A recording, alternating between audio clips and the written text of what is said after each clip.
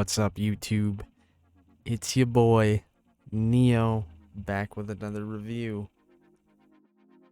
Today, we are going to be reviewing Last Epoch, ARPG that is currently still in beta, that I have recently played on stream, started it on Thursday.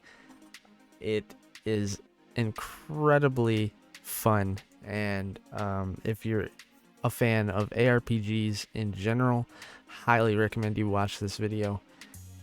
Hear me out and then make a decision yourself. Before we get into it, I want to give a shout out to the Lazy Peon for showing me this video. If you haven't checked him out yet, I'm gonna leave a link to his YouTube below. He's the reason why I found the game, and I think he does a really good job at reviewing MMOs and RPGs in general. So make sure you go check him out if you haven't already. Also, while you're here, if you like the video, you like the content, you want to see more, if you want me to keep doing this, hit that sub button.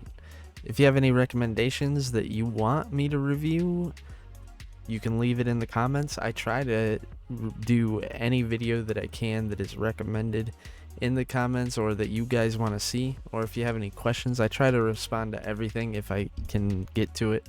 So yeah, let me know. And at 500 subs on YouTube, gonna do a giveaway.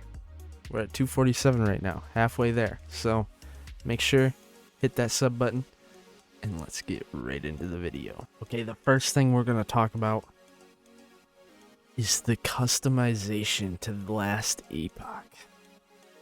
There's 5 different classes in this game, and 3 mastery classes to the 5 different classes. They're not all released yet, but each base class has a passive tree, as well as the mastery class having a passive tree. With these nodes, there is an opportunity to create a unique character for yourself that can still succeed in endgame. It does a great job at giving you plenty of options to make your own unique self while still being successful in the game. Definitely think that these trees are done really well.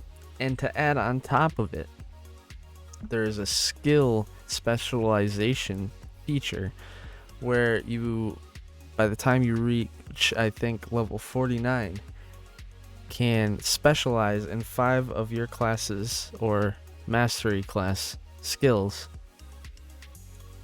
which basically gives you the ability to morph and buff the 5 skills that you chose. When you do this, when you specialize in a skill, it unlocks the skill tree to that skill, which is a whole nother system in which you can spend points as you level up the skill to create new effects or just make the skill stronger in general. The uniqueness to each character that you can make is incredible. I could make a rogue blade dancer in at least 7 different ways that I can think of offhand right now, and I've only put 24 hours into the game, and that's just 1 mastery class in 1 base class. Definitely done really well, and it feels really good. Crafting system, I think, is unique to this game comparative to other ARPGs. And when I say that, I mean it works kind of like Black Desert Online's upgrade system, whereas as you get shards, which are like gems from any other ARPG, you start out on a fresh gear piece with a 100% chance to succeed if it's a small shard, and then as you upgrade a gear piece, the percent chance gets lower and lower, and you have a chance to deal a minor fracture to the gear piece when you start pushing it farther and farther, and then a major fracture if you keep going. A minor fracture means you can't upgrade the gear piece anymore, but you can still use it. A major fracture means GG. You gotta find a new glove if you broke your gloves. I think it's done really well and gives replay value to the game. It always has you striving and pushing for a better gear piece while risking your own gear pieces that you have already. I really love this feature because it allows you to grind with more of a purpose. The inventory system works like Path of Exile, except with one minor tweak. There is a sort inventory button. Now, I know I'm probably going to be in the minority here when I say this, but there's a few things that Path of Exile does that I do not like, and it's why I don't play the game. I know a lot of people love the game. A lot of you might hate me for saying this, but especially the inventory system, am I not happy about it in Path of Exile. I do not think you should add game time to a person's playthrough to your game by requiring them to manually sort an inventory that requires sorting every single map that you go through. I think that adding that sort inventory button like last Epoch does is a huge quality of life update that makes the game less annoying. That's just my opinion. You don't have to think the same way. That's just how I feel. Either way, sort inventory button, really nice. The loot filter in this game is something you'd see out of a third-party app for any of these other ARPGs. You can search for an item down to the specific ring that you need to finish your set. It is incredibly well done, and like I said, normally you have to go out of your way and download a third-party suspicious app in order to get the same results that this loot filter that's built into the game does. 10 out of 10 loot filter. Definitely one of the better features in the game. Right when you start a character in Last Epoch, right out the gate, you feel how fluent and impactful the combat is. It responds immediately. The skills are flashy. The numbers pop out at you. And it just feels good to mow down mobs with these skills. I don't really have anything else to say about it. That's all there is to it. The combat is fluent and done really well.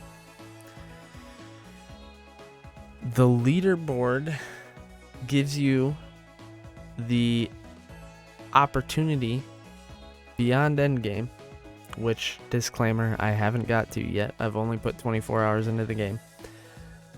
But it gives you the opportunity, even in the beta version of this game, to compete with others and strive to be in the top 100 on a hardcore character or a solo character or a hardcore solo character. You get the idea. I think having a leaderboard is great for players who have already completed the game and need something more to work for. Maybe you tweak your build and create a new character in hardcore and try and outshine and prove that you're the best rogue blade dancer in existence. I think having the leaderboard is a good thing. Next, we're going to talk about where this game could improve, keeping in mind that it's still in beta. We're going to talk about some things that aren't really bad, but things that they should work out before full release. And then we're going to talk about the one issue I have with the game that I think that they need to fix immediately. So, little things that they need to work out in beta is random crashes, the fact that there's no multiplayer, and slight FPS drops in certain areas. When you're in the desert, I notice it's not major, but you feel an FPS drop. Every desert that I've been in the game, there's just a slight FPS drop that isn't, like I said, isn't major, but it's enough to where you notice it. Something that obviously they're going to want to fix before they say the game's fully released. The random crashes do not happen that often. I think I've crashed 4 times in the 24 hours I've played. But they do happen.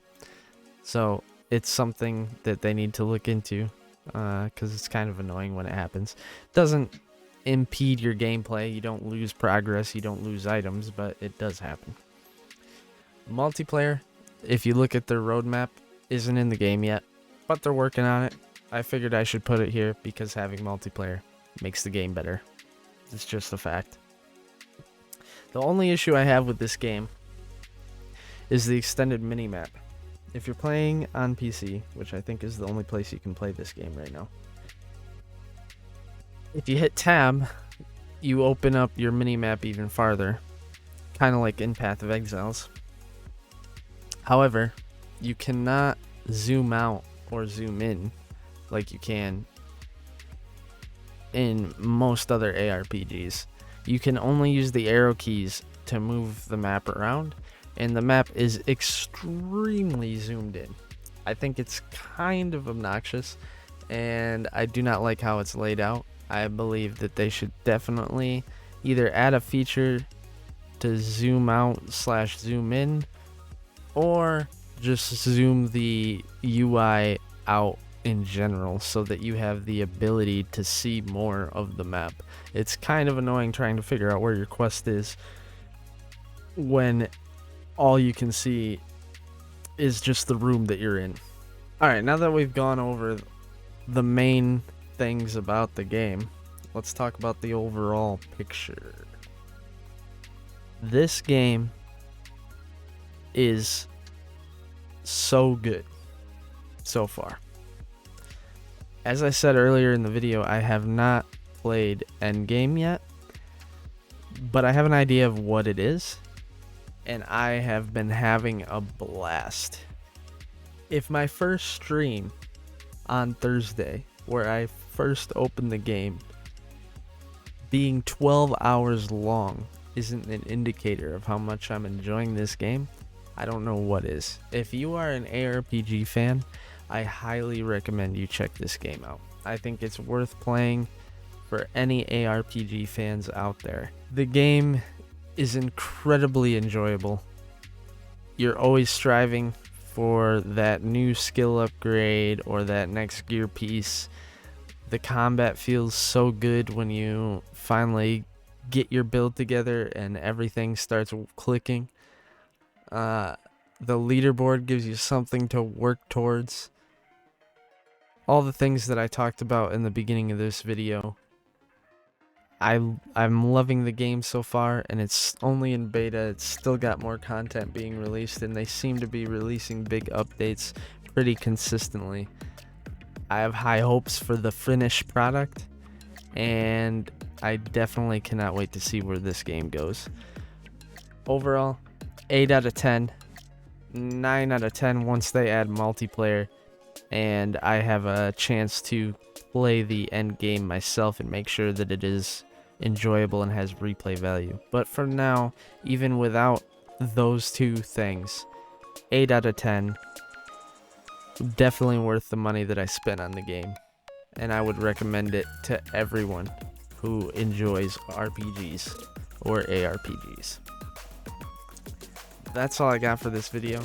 I hope you enjoyed it. If you have a game you want to see me review, let me know down below, and maybe I'll check it out if I can. But that's it. Hit that sub button. Later, YouTube.